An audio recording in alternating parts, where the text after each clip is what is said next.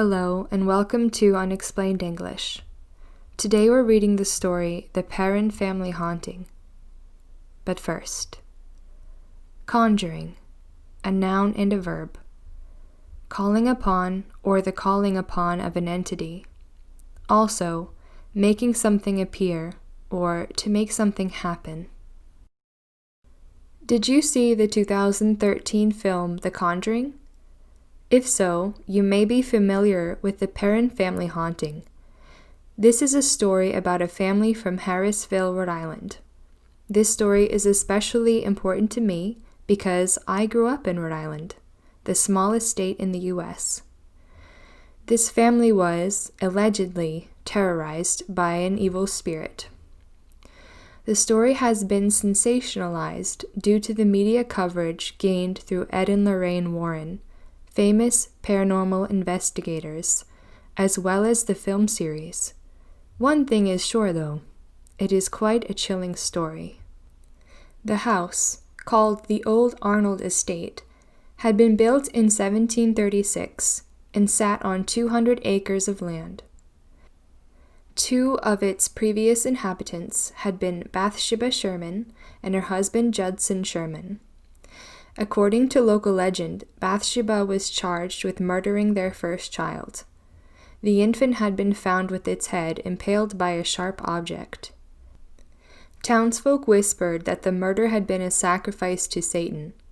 She was arrested but was freed shortly after, due to lack of evidence. Remaining in the house, she lived the rest of her life as an outcast from the community until she died.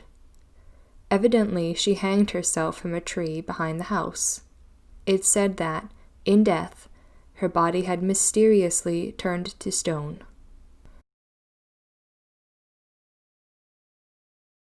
From what can be gathered from the public records, Bathsheba and her husband had indeed lived in the house.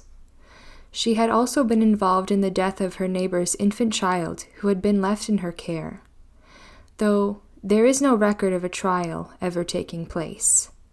Bathsheba and Judson Sherman lived out their days at the Old Arnold Estate, both dying in the 1880s. She was buried in the nearby Baptist cemetery where her tombstone can still be found. If you're ever in the area, be sure to leave a small stone or coin to pay your respects.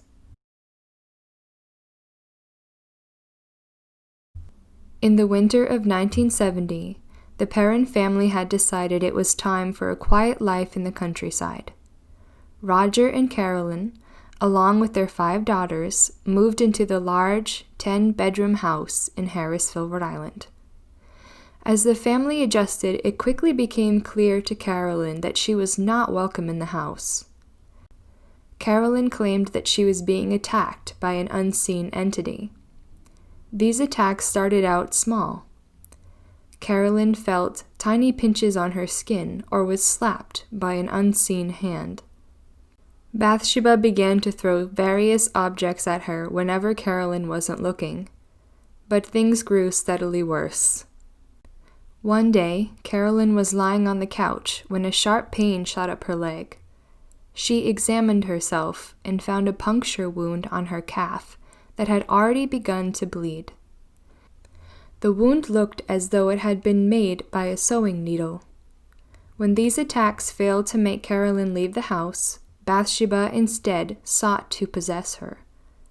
Eventually, Bathsheba appeared to every member of the Perron family, her face gray and her head bent to one side, as if her neck was permanently broken. Desperate for help, Roger Perron and his daughters contacted Ed and Lorraine Warren, an established husband and wife team of paranormal investigators.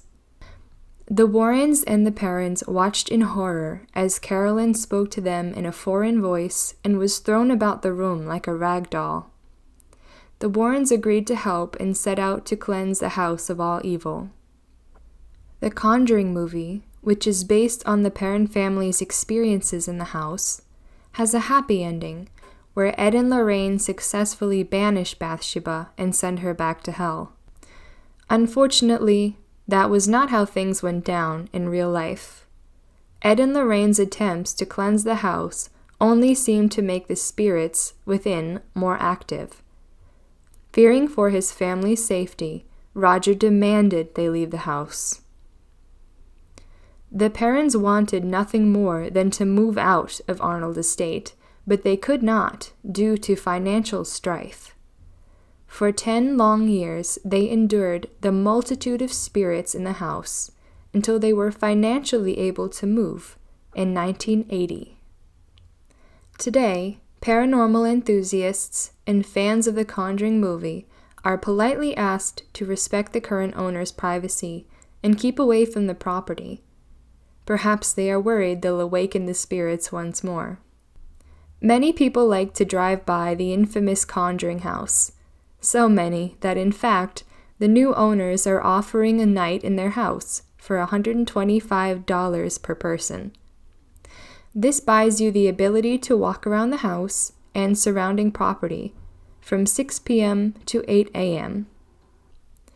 On Fridays and Saturdays, guests must pay a minimum of $750, the cost of 6 investigators plus $125 per person for additional people.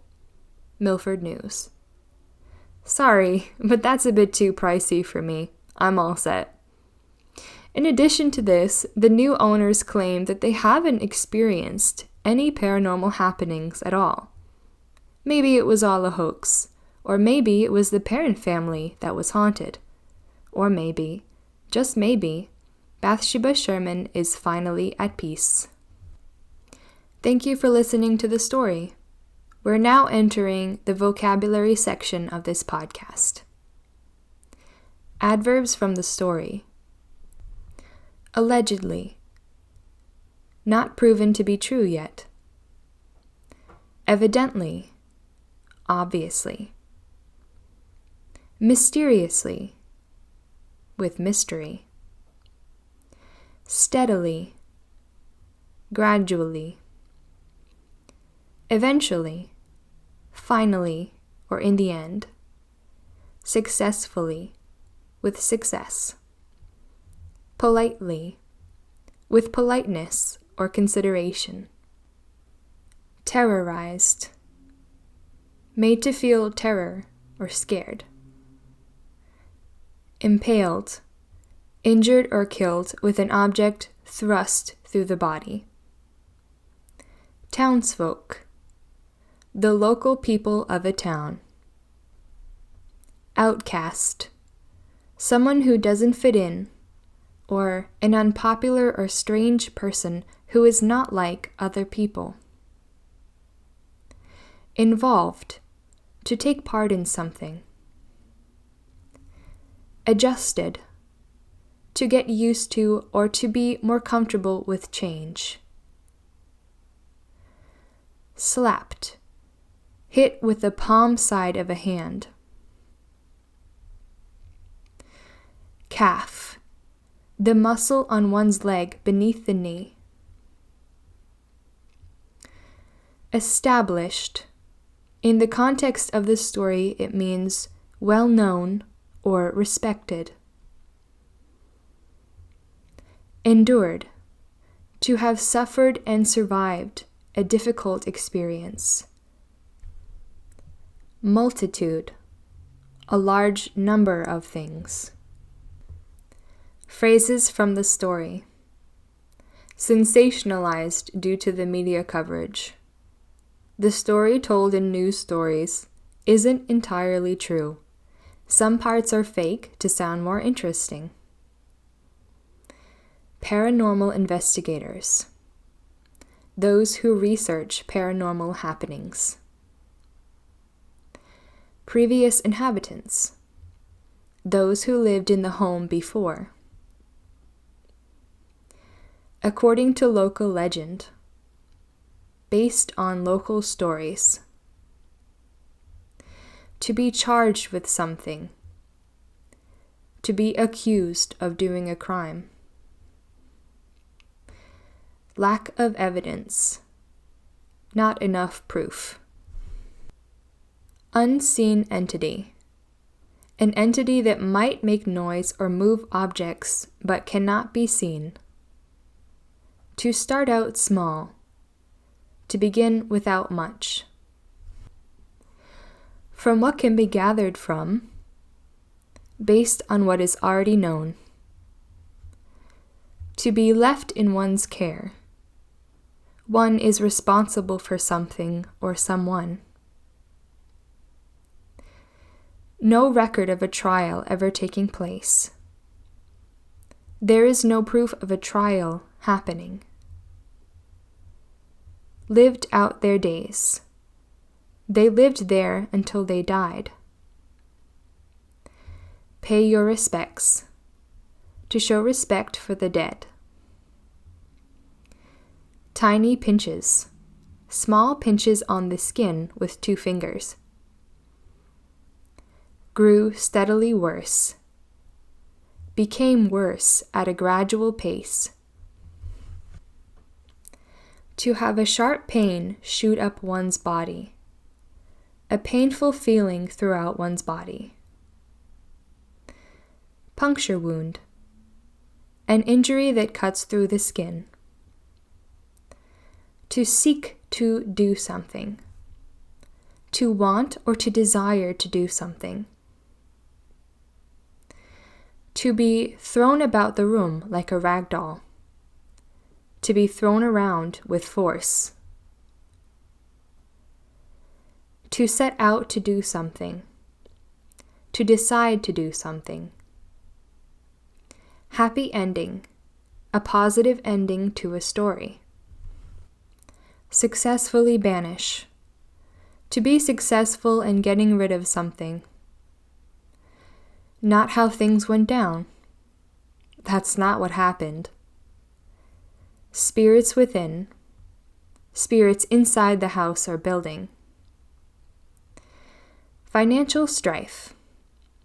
Financial troubles or problems. Paranormal enthusiasts. Those who are interested in the paranormal. Homework for beginner English learners. Number 1. Do you think the story is true or false? Do you think some parts of the story are true? Why or why not? Number 2. Do you want to spend a night in the Conjuring house? Why or why not? Homework for intermediate English learners. Number 1. Many people do not believe this story, especially because the new owners have said that there is no paranormal activity in the house. Other people say that the family was haunted, not the house. What do you think about this? Number 2. If you could, would you spend a night at the infamous Conjuring house? What would you do when you were there? Homework for advanced English learners. Many people are critical of this story. People are quick to bring up the fact that the new owners have expressed that there is no paranormal activity in the house, while others claim that the family was haunted, not the house. What is your take on this? Number 2. If you could, would you spend a night at the infamous Conjuring house? What would you do with your time there? Once again, thank you for listening. This was Unexplained English. Bye for now. Have you ever had a dream that you once